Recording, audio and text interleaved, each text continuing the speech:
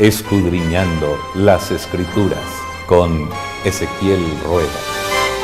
Escudriñad las Escrituras, porque a vosotros os parece que en ellas tenéis la vida eterna. Nos alegra tenerles, este es el programa Escudriñando las Escrituras, mi nombre es Ezequiel Rueda y cada semana tenerles es grato para nosotros. Tenemos un invitado especial, el tema será la destrucción de Jerusalén, quédense con nosotros. Sin duda ha sido una bendición el estudio del profeta Jeremías, pero parece que las cosas se tienden a complicar. El tema de esta semana es la destrucción de Jerusalén. Y para esta lección hemos invitado al doctor Jaiber Peñuela. Él es profesor de la Facultad de Teología. Doctor, bienvenido. Muchas gracias, Pastor Ezequiel. Doctor, este tema va a dejar sin duda muchas lecciones, como todas las anteriores. Yo quisiera que comenzáramos hablando por qué el cautiverio, por qué esa circunstancia tan difícil, qué razones hay. Gracias, Pastor. Vea, esta lección presenta diferentes dimensiones que deben ser comprendidas y estudiadas con mucho cuidado.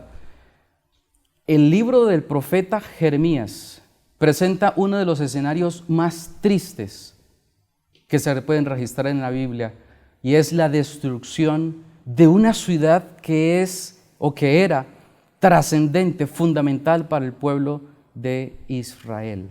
Todo un símbolo. Era un símbolo. Y no solamente por asuntos religiosos, sino también el ciclo de las fiestas que giraban a través de del ciclo agrario. Todo eso comprendía no solamente el Estado de Israel o de Judá en sí, sino también todo lo que para un israelita, el símbolo de la presencia de Dios, el símbolo de Jerusalén y del templo, es uno de los momentos más tristes. Pero lo maravilloso que hemos aprendido esta semana es que Dios, justo en los momentos de crisis, es cuando Dios envía los mensajes más tiernos y más amorosos para el pueblo de Dios. Esto nos deja ver que la lección tiene algo muy importante para revelarnos. Pastor, desde el principio de la Biblia hasta el final se habla de la soberanía de Dios, Dios al control. Esta lección tiene mucho para decirnos de eso. Por supuesto, la soberanía de Dios representa la manera como Él dirige los designios de la historia. Dios interviene en las decisiones de los reyes, en las decisiones de los profetas, en las decisiones de los sacerdotes, en las decisiones del pueblo.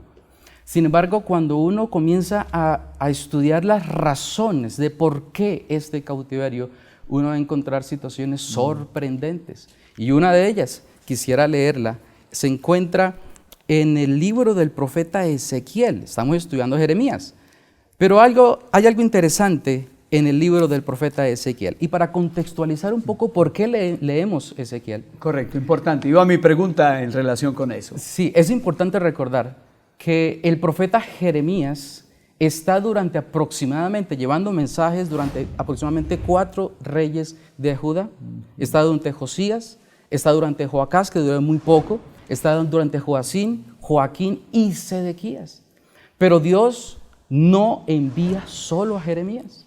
Muy interesante, cuando fueron deportados algunos israelitas de Jerusalén, entre ellos habían muchos jóvenes. Recordamos 2 especialmente. Uno de ellos, el profeta Ezequiel, y el otro, el profeta Daniel. Dios envía mensajes a través de estos profetas de diferentes dimensiones. Una de ellas, Jeremías, que estuvo siempre en Jerusalén. También a través del profeta Ezequiel, que fue deportado y que él envió mensajes divinos de Dios al pueblo que estaba en cautiverio. Pero Daniel también, que estaba en cautiverio, pero desde las esferas de la diplomacia. O sea, la cámara como que enfoca diferentes escenarios, pero estamos en un mismo contexto. Y Dios envía mensajes en cada uno de esos contextos, y específicamente al profeta Ezequiel. Él estando en cautiverio, él se preguntaba: Señor, pero ¿qué es lo que está ocurriendo? ¿Qué es lo que pasa? Y Dios lo toma en visión y le muestra algo supremamente sorprendente. Ezequiel capítulo 8. Sí, Señor. Permítame leerle el verso número 6, capítulo 8, el verso número 6. Dice la palabra de Dios: me dijo entonces, hijo de hombre, ¿no ves lo que estos hacen? las grandes abominaciones que la casa de Israel hace aquí para alejarme de mi santuario. Pero vuélvete aún y verás abominaciones mayores. ¿A cuáles abominaciones? De hecho, doctor, ese capítulo se le ha calificado el capítulo de las abominaciones, ¿no?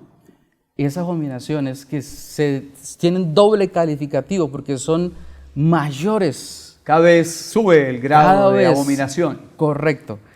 Pero ¿cómo fue que el profeta lo vio? Si seguimos leyendo más adelante el verso 7, y me llevó a la entrada del atrio y miré, y aquí en la pared un agujero. Verso 8, y me dijo, hijo de hombre, cava ahora en la pared, y cavé en la pared, y he aquí una puerta. Y me dijo, entra y ve las malvadas abominaciones. No eran abominaciones de por sí, eran malvadas abominaciones. Verso 10. Entré pues y miré, y aquí toda forma de reptiles y bestias abominables y todos los ídolos de la casa de Israel que estaban pintadas en la pared por todo alrededor, dentro del templo, dentro del santuario. Estas situaciones que el pueblo no sabía. ¿Por qué no sabían? Versículo 11, seguimos adelante. Y delante de ellos estaban 70 varones de los ancianos de la casa de Israel y Jaazanías, hijo de Safán, en medio de ellos, cada uno con un incensario en su mano, y subía una nube espesa de incienso. Y me dijo, hijo de hombre, ¿has visto las cosas que los ancianos de la casa de Israel hacen en tinieblas? Cada uno en las cámaras pintadas de imágenes. Porque dicen ellos, no nos ve Jehová, Jehová ha abandonado la tierra. En el templo, a oscuras, los líderes de Israel estaban participando en estas malvadas abominaciones. Eso, por supuesto, llevó a las consecuencias que ya conocemos como la destrucción de Jerusalén, cuando el liderazgo comenzó a ejercer este tipo de costumbres que eran comunes en el Antiguo Oriente, pero que permeó la adoración, un Dios santo, celoso. Y eso llevó entonces a hacer la formulación del verso número 12. No nos ve Jehová. Jehová nos ha abandonado. Doctor, a pesar de uno ver a qué fondo llega el pueblo, uno mira a Jeremías y por una y otra parte hay mensajes de amor de Dios para los cautivos. ¿Cómo podemos explicar eso? Dios siempre, a pesar de las circunstancias, y vuelvo e insisto, es en los momentos de más crisis que Dios entonces envía sus mensajes de amor y misericordia a sus hijos. Y hay un mensaje especial que Jeremías en una carta envió con el cuerpo diplomático. Envían unos documentos, enviaban al rey Nabucodonosor, el rey Sedequías. Y entonces el profeta Jeremías aprovecha y envía una carta. Y la encontramos en Jeremías capítulo 29. Jeremías capítulo 29. Encontramos allí un mensaje maravilloso de parte de Dios a los cautivos que estaban en ese momento. Capítulo 29, el verso 10. Dice de la siguiente forma: porque así dijo Jehová, cuando en Babilonia se cumplan los 70 años, yo os visitaré, despertaré sobre vosotros mi buena palabra para hacerlos volver a este lugar. Los israelitas ya habían escuchado al profeta Jeremías decir, vean, es mejor servir al rey de Babilonia, es mejor estar en servicio, no vamos a pelear, no debemos ir en contra, porque es la voluntad de Dios. Pero les dice el Señor, vean, pero después de este periodo de tiempo, voy a levantar sobre ustedes mi buena palabra y los voy a visitar. ¿Qué significa que Dios visite a su pueblo? Dios visita a su pueblo a través del mensaje profético. ¿Qué fue el mensaje que recibió el pueblo? El plan de Dios, al estar allí en cautiverio, era un plan increíblemente para el bien. Entonces, y eso nos sorprende a nosotros porque, ¿cómo así? La situación de un cautiverio, la destrucción, ¿puede salir algo de bueno en eso? Sí, entonces uno encuentra que hay mensajes de amor y también indicaciones de que Dios no abandona a su pueblo. Exacto, Dios no abandona a su pueblo. Y lo interesante en estas indicaciones de mensajes de amor al pueblo es que Dios había profetizado muchos años atrás con el profeta Isaías: voy a enviar a un personaje y ese personaje se llamará Ciro. Y aún antes de nacer, ¿no? Es lo sorprendente de la profecía. Exacto. Entonces, pongámonos un momento en las sandalias de los israelitas al pensar: viene un Ciro, ¿cuál será? ¿En dónde vendrá? Cuando escucharon que en Medo-Persa, los persas, ¿no?, surgió un líder llamado Ciro. Más adelante vemos que en el 539 entonces Dios despierta en Ciro el deseo de permitir que los israelitas regresen. Ahora, el verso 11, siguiendo el mensaje de amor que Dios envía a los cautivos, Jeremías 29:11, porque yo sé que los pensamientos que tengo acerca de vosotros, dice Jehová, pensamientos de paz y no de mal. Y ese texto es admirable, podemos detenernos Claro que sí. a hablar de él. Comparemos esto con lo que leímos en Ezequiel 8. ¿Qué era lo que decía en Ezequiel 8, versículo 12? Dios no nos ve y Dios, ¿qué? Nos ha abandonado. ¿Dónde está Dios? No está con nosotros. Y este es el gran desafío que tenía Jeremías. No está con nosotros Dios. Pero cuando leemos aquí el verso 11, vean, este mensaje, mis pensamientos no son de mal. Y esa es la tragedia del cristiano. Cuando estamos en situaciones difíciles, tenemos la tendencia de pensar que Dios no tiene mensajes positivos o planes positivos para nosotros. Y amigos televidentes, este es un mensaje para nosotros que esta semana debíamos nosotros recobrar, recordar y tener bien en nuestro corazón. A pesar de las circunstancias, a pesar de las situaciones difíciles, los planes de Dios, aunque no los podamos comprender, Pastor Ezequiel, son de bien. A pesar de las tragedias, ¿por qué mi papá murió de cáncer? ¿Por qué no he podido conseguir trabajo? ¿Por qué, si Dios me ha prometido tantas cosas, por qué veo tanto dolor en mi vida? Los planes de Dios, amigos televidentes, son para bien, son para misericordia. Aunque no los entiendas, aunque no los comprendamos en este momento, la misericordia de Dios, la soberanía de Dios, siempre se ha de cumplir. Como dice Romanos 8:28. Sí, a los que aman a Dios. Todas las cosas, y todas son todas, aún a pesar las que no comprendamos. Y Jeremías, el profeta Jeremías, cuando leemos en el capítulo 2 de Jeremías el verso 8, no sé si el pastor quisiera leerlo. Con gusto, doctor. Capítulo 2, el verso 8. 2. Los sacerdotes no dijeron, ¿dónde está el Señor? Los que tenían la ley no me conocieron. Los pastores se rebelaron contra mí. Y los profetas hablaron en nombre de Baal y anduvieron tras lo que no aprovecha. Vean las dimensiones de liderazgo de Israel.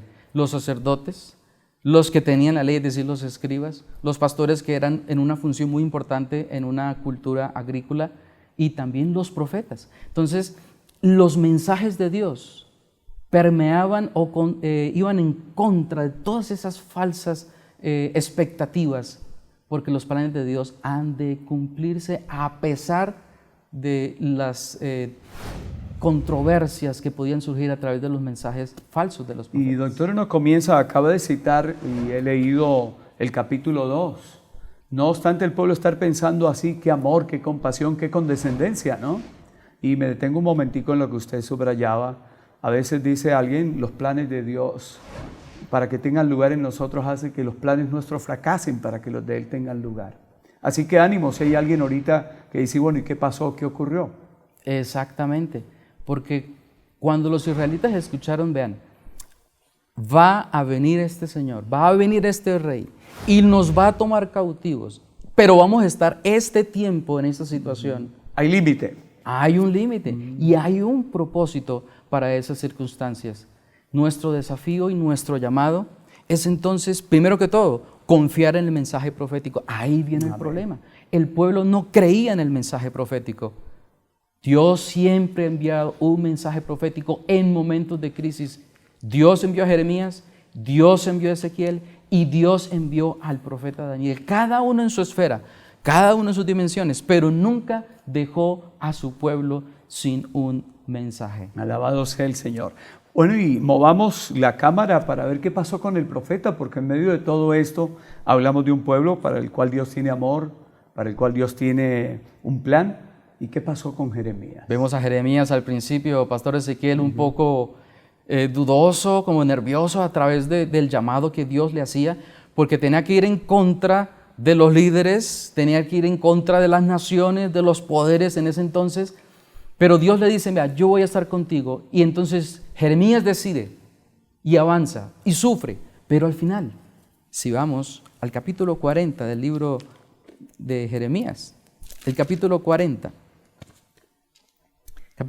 el verso número 2, Jeremías, verso 2, dice, tomó pues el capitán de la guardia a Jeremías y le dijo, Jehová tu Dios habló este mal contra este lugar y lo ha traído y hecho Jehová según lo ha dicho, porque pecasteis contra Jehová y no oísteis su voz, por eso os ha venido esto. Verso 4, ahora yo te he soltado hoy de las cadenas que tenías en tus manos. Si te parece bien venir conmigo a Babilonia, ven, y yo velaré por ti. Pero si no te parece bien venir conmigo a Babilonia, déjalo. Mira toda la tierra delante de ti, ve a donde mejor y más cómodo te parezca. Doctor, permítame, antes de que haga el comentario final y al cierre de la lección, resulta curioso que un pagano esté reafirmando que es palabra de Dios, ¿no? Y el pueblo de Israel dudando el mensaje. Pensando lo contrario. Pensando lo contrario. Y este no es el único ejemplo. Hay otros ejemplos en donde el mensaje, bueno, lo acabamos de mencionar con Ciro. Si seguimos estudiando Daniel, encontramos con Nabucodonosor. Este personaje, Nabuzaradán, que era el capitán de la guardia, tomando a Jeremías, identifica a Jeremías porque ya lo conocía, lo liberta, cumpliendo así la promesa desde el principio del libro que Dios lo iba a proteger y lo iba a bendecir. Alabado sea el Señor. En pocas palabras, doctor, ¿qué subraya de la lección? A pesar de las circunstancias difíciles, amigos televidentes, Dios siempre ha tenido un mensaje y ese mensaje es de amor. Y necesitamos, nuestro desafío como cristianos, Pastor Ezequiel, es creer el mensaje profético, creer el mensaje de Dios, porque siempre los mensajes de Dios son para nuestro bien, son para nuestro bienestar. Doctor, gracias por reafirmar que creer en los profetas nos dará seguridad. Amén. Gracias, doctor Heiber. Muchas Dios gracias. le bendiga. Gracias.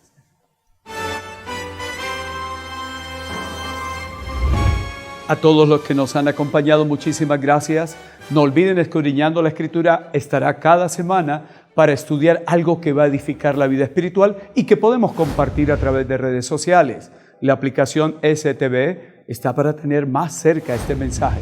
También pueden descargar la lección para compartir con la iglesia y con todos aquellos que necesitan esperanza. Dios les bendiga. Hacemos nuestros ojos, se acerca su venida, se oyen ya los pasos del Rey que se aproxima.